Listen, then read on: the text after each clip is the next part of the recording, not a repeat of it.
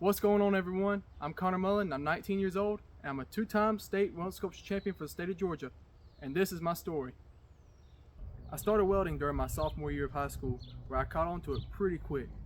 I started SkillsUSA my junior year of high school, where I won the region welding competition and advanced to state, where I eventually fell short.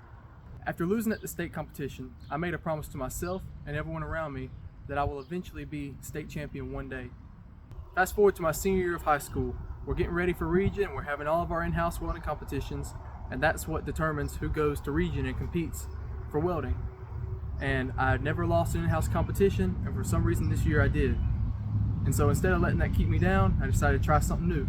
And that's whenever I made Terrace Below. And this sculpture went on to state and won, and I advanced to nationals with the sculpture and placed 13th in the nation. After not doing as good as I wanted to at nationals, I decided that next year I'd set a new goal for myself. Instead of being a state champion, I was going to be a national champion. And so that's when I created Afterglow, which is a kinetic coral reef scene that's in memory of my two buddies, Travis Hughes and Austin Douglas.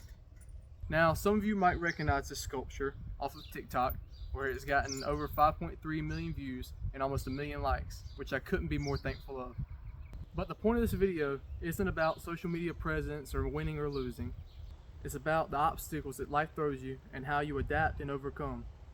So, when I lost that one welding competition, I could have went off and cried, but instead, I decided to try something new and adapt to the obstacle that was thrown in my way, and it just happened to work out. And it might have been meant to be, but just because something bad happens, like the loss that I had, doesn't mean that something good can't come after that loss. And it might be the bad is what's sent to you to set you on the path to where you're meant to be.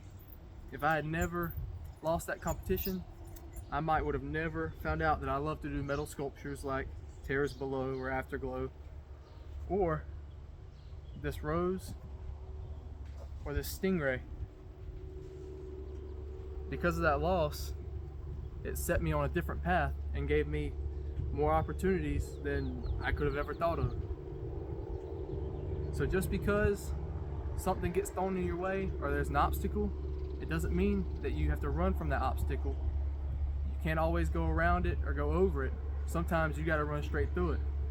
But the moral of the story is sometimes the bad things happen, but they might just be blessings in disguise.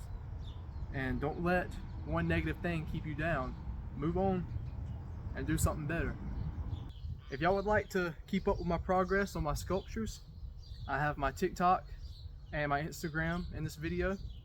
I want to take this time to thank y'all, and I'll see y'all at NLSC 24.